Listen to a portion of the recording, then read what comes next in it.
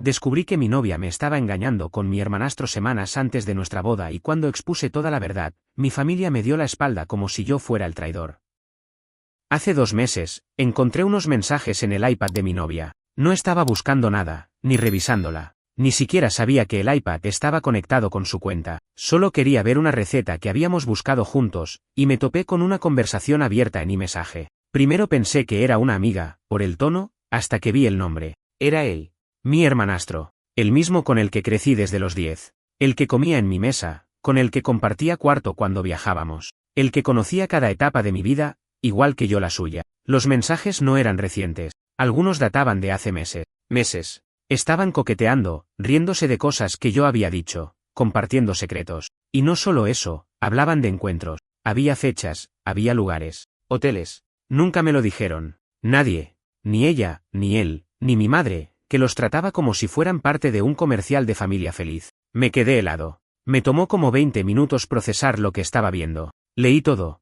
No pude parar. Cada mensaje era una puñalada, porque estaba ahí, tan claro, tan descarado, como si yo no existiera, como si nunca hubiese importado. Lo peor fue uno en el que ella decía, él no se da cuenta de nada, es como un perrito ciego. Eso me destruyó. Porque era cierto, yo no tenía ni idea. Había estado planeando la boda, trabajando horas extra para que todo saliera bien, mientras ellos se reían de mí por detrás. Literalmente, esa noche no dije nada. Dormí en el sofá, temblando. Al día siguiente, me levanté, fui a trabajar como si nada. No porque fuera fuerte, sino porque no sabía qué hacer. Me sentía atrapado. ¿Lo confrontaba a él? ¿A ella?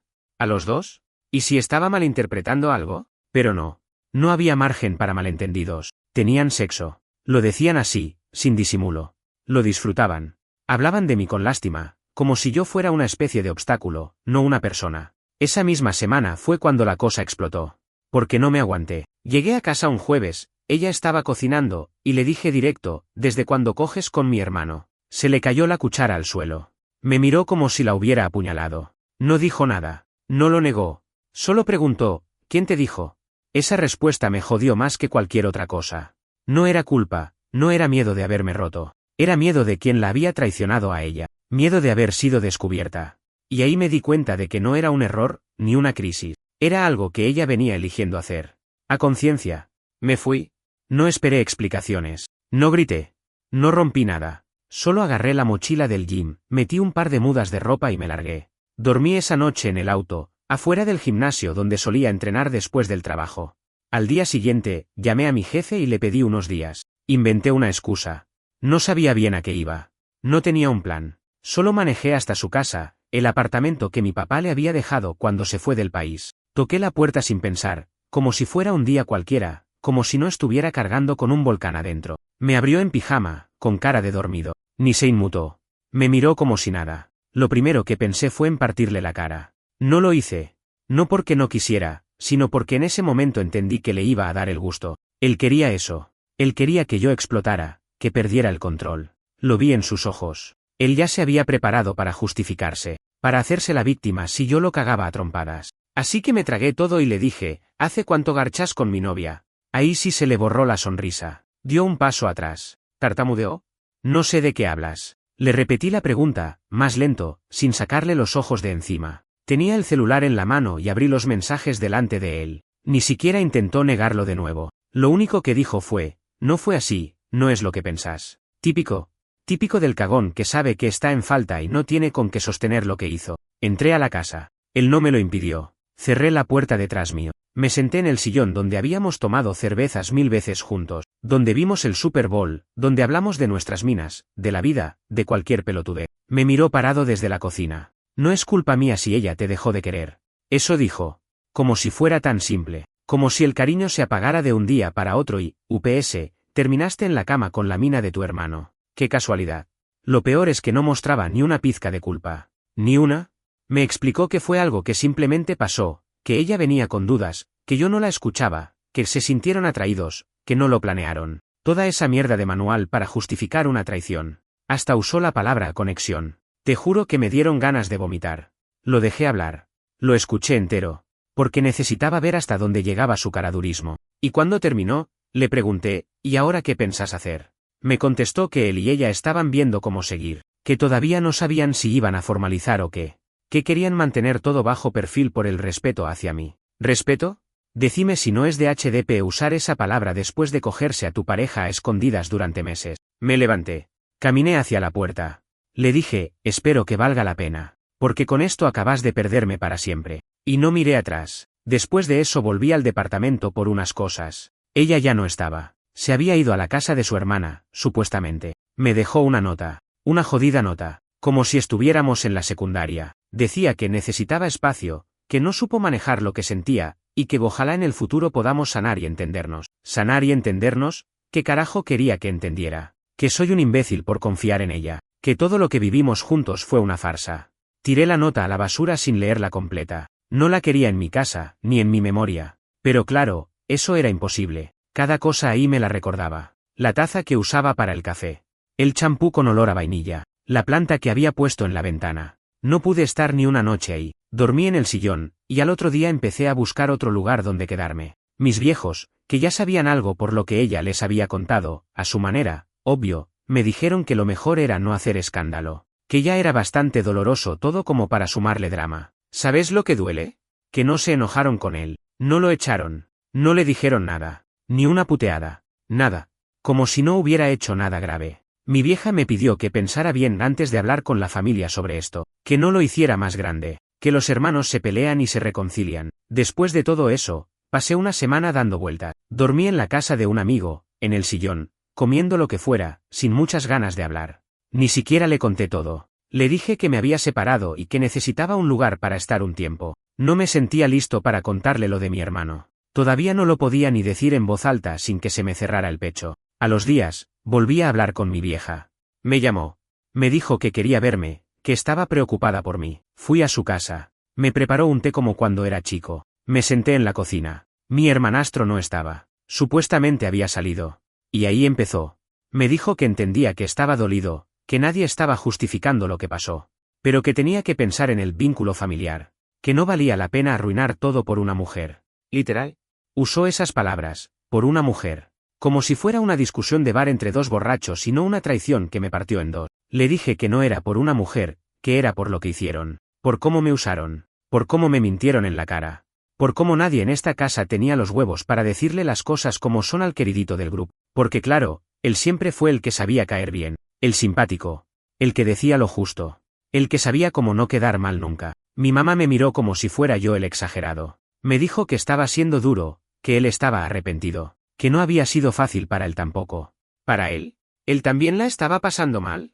Te juro que ahí casi rompo la mesa. Le pregunté si le parecía normal lo que había pasado. Si le parecía bien que su hijo le haga eso a su hermano. Y me dijo algo que no me voy a olvidar nunca: las cosas pasan. Son humanos. Se equivocan. Ahí entendí todo. Yo no era parte de esa familia como creía. Yo estaba solo. Porque si a vos te rompen, y tu propia madre lo minimiza, entonces no hay nadie. Es simple. Me levanté, le agradecí el té y le dije que no me llamara más por un tiempo. Me fui caminando. No lloré.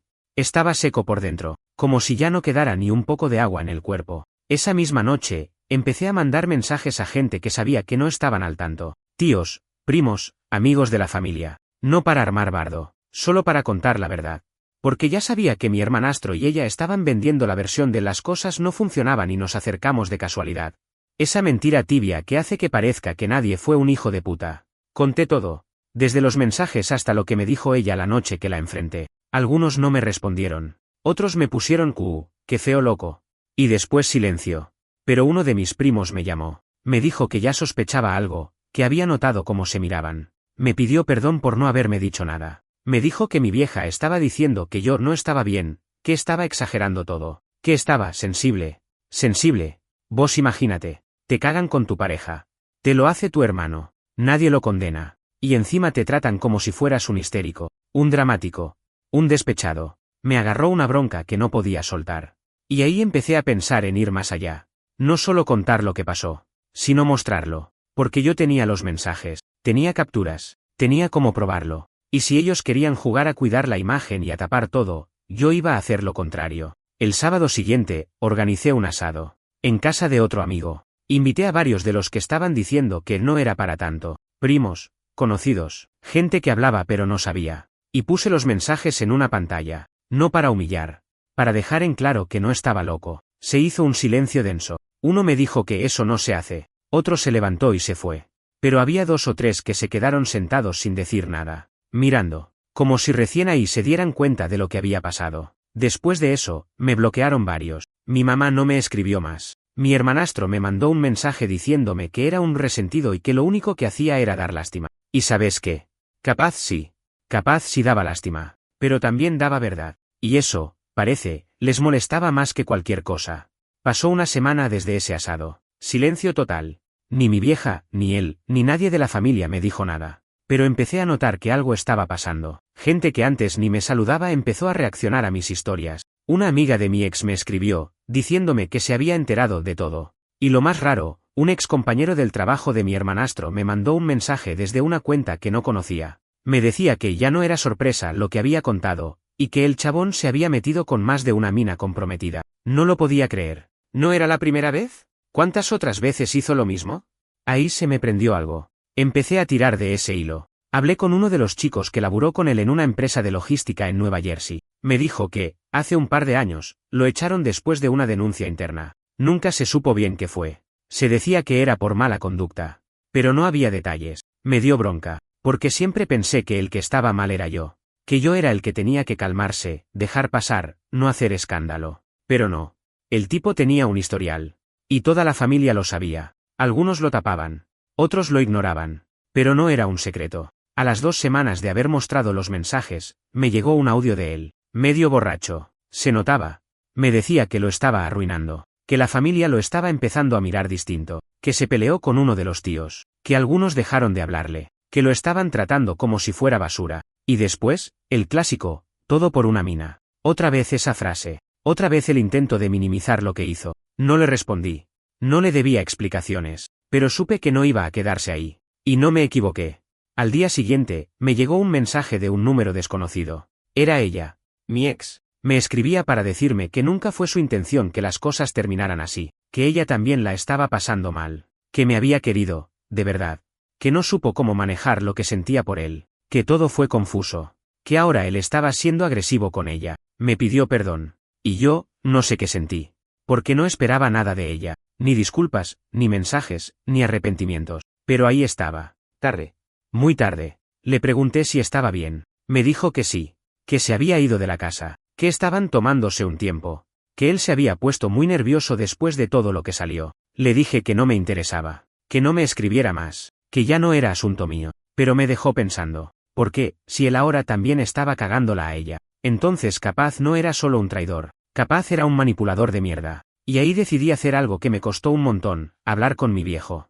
Hacía años que no lo veía, desde que se fue a vivir a Denver. Siempre fue medio ausente, pero necesitaba hablar con alguien que no estuviera metido en esta cloaca. Lo llamé. Me atendió rápido. Se sorprendió. Le conté todo. No en detalle, pero sí lo importante. No dijo mucho, pero me dijo algo que me quedó clavado. Eso no es familia, hijo. No de la que vale la pena tener cerca. Y no sé, pero me alivió un poco escucharlo. 2 días después, me llamó una prima llorando. Me dijo que mi mamá estaba mal, que decía que yo la estaba dejando sola, que no entendía por qué la odiaba. Y ahí ya me dio risa, porque si después de todo eso ella todavía se preguntaba por qué me alejé, entonces no había nada más que explicar. Lo que sí me confirmó mi prima es que mi hermanastro había empezado a perder aliados, gente que siempre lo había bancado, ahora no le contestaba los mensajes, estaba solo.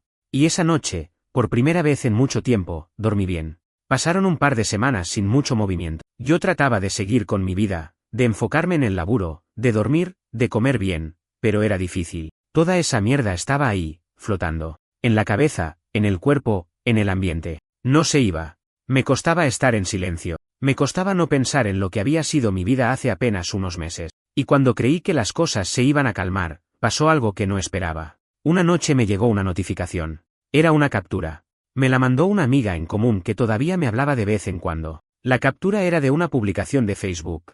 Era ella, mi ex. Había subido una nota larguísima, un texto eterno, con fondo gris y letras blancas, de esos que la gente escribe cuando quiere dar su versión pero no quiere que parezca un escándalo. Hablaba de errores, de confusión, de presión familiar. Pero también decía que había personas que decían amarla y después la usaban. Que nunca fue feliz del todo. que alguien la manipuló para que se alejara de su gente y eligiera mal. Todo escrito como si fuera una víctima de una guerra invisible. No mencionaba nombres, pero era obvio que hablaba de él. Y también un poco de mí. O al menos eso sentí. Porque ponía frases tipo, algunas personas prefieren destruir antes que entender. Y sí, me pegó.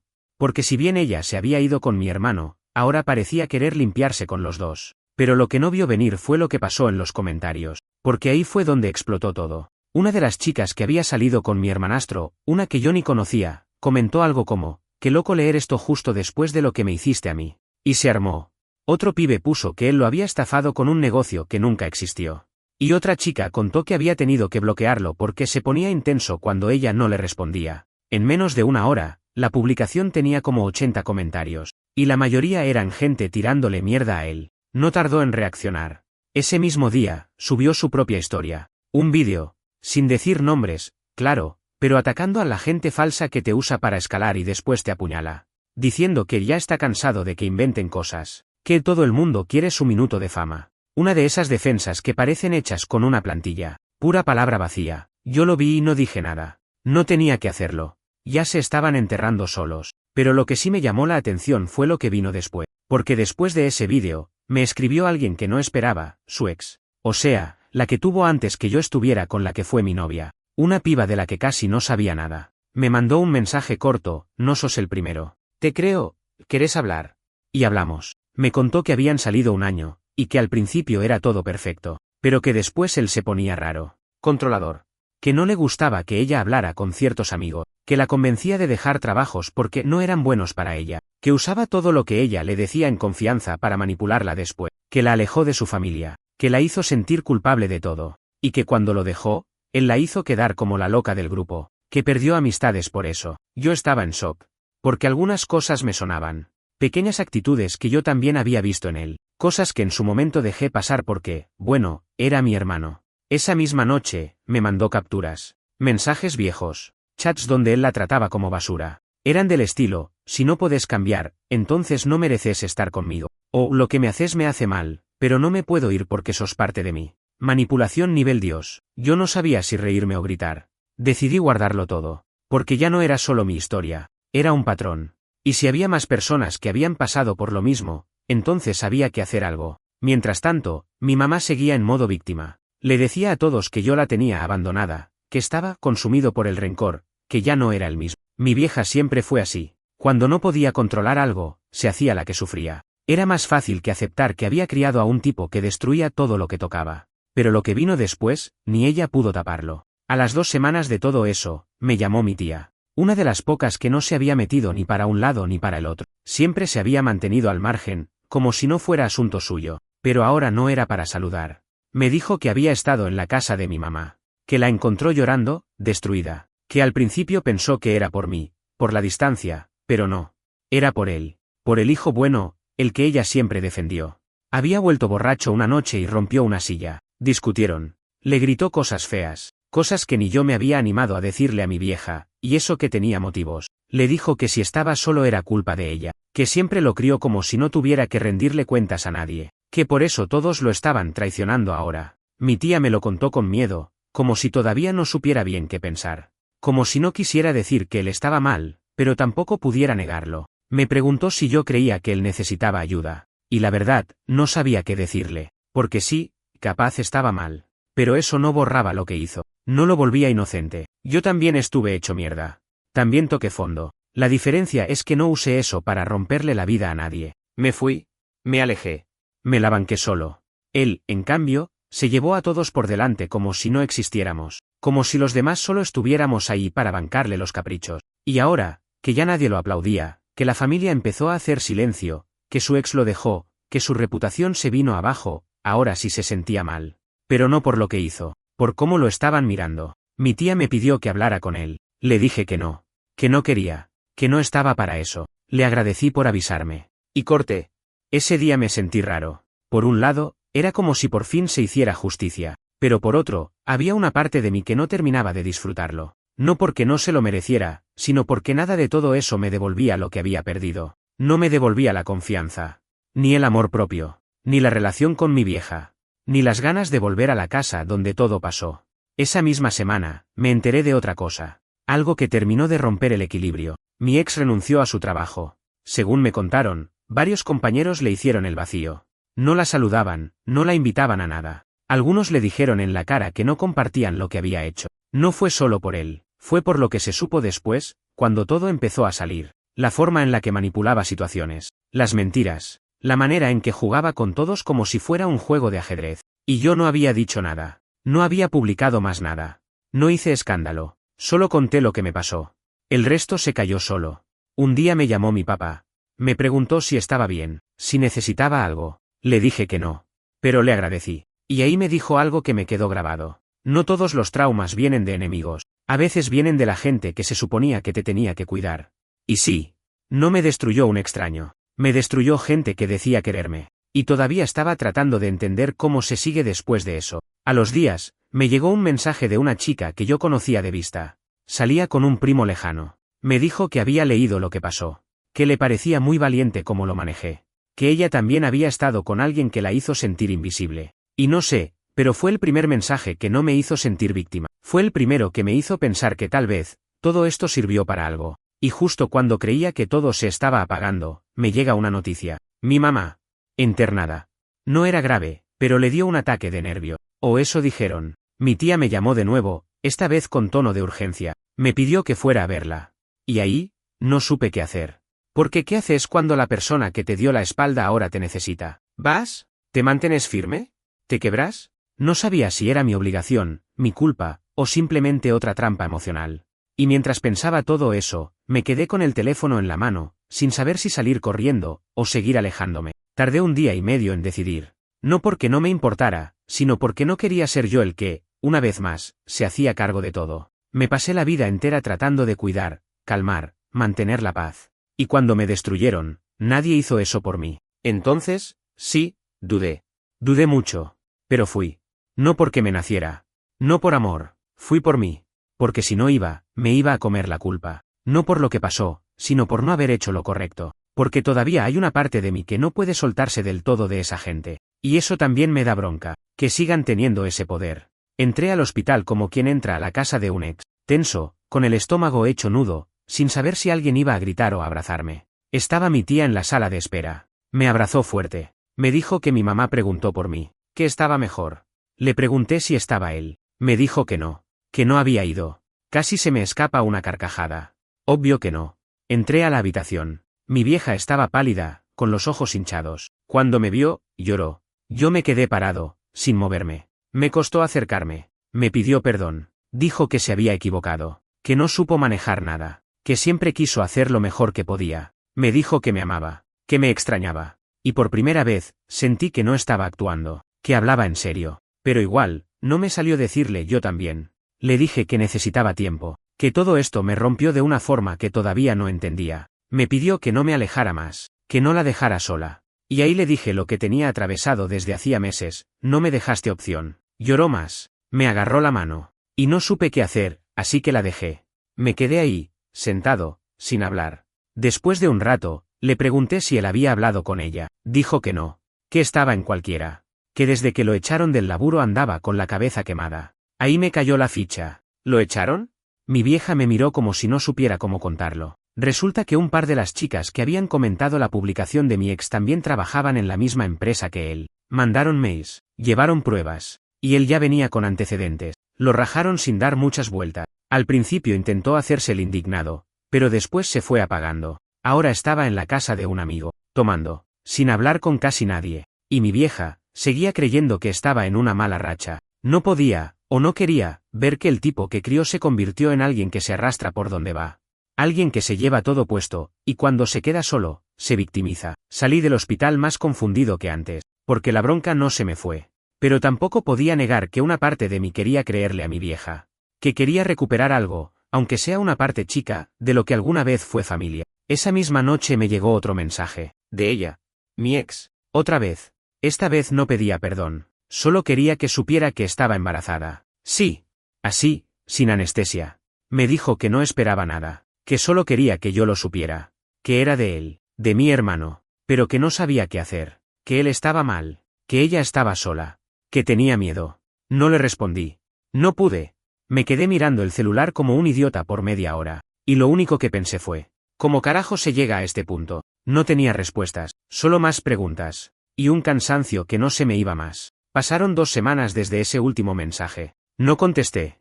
No tenía nada para decir. No me correspondía. Esa historia ya no era mía. Me la arrancaron, la reescribieron sin preguntarme y me dejaron afuera. Que se hagan cargo. No pregunté si decidió tenerlo. No pregunté si estaban juntos. No me interesaba. Lo que sí supe fue que él volvió a casa de mi vieja. Como si nada. Como si no hubiera destrozado a media familia con sus decisiones de mierda. Mi tía me lo dijo. Que ella, después de tantos años, lo seguía recibiendo. Que decía que estaba confundido. Lo mismo de siempre. Y eso fue lo que me hizo soltar del todo. Yo no iba a vivir girando alrededor de esa familia que gira siempre en torno a él. ¿Ya fue? No quiero convencer a nadie de que soy el bueno. No necesito que entiendan todo lo que pasé. Me cansé de explicar, de justificarme, de rogar atención. No soy un mártir. No soy un héroe. Fui un tipo que confiaba en la gente equivocada. Punto. Hoy alquilo otro lugar. Chiquito, pero mío. Volví a laburar full.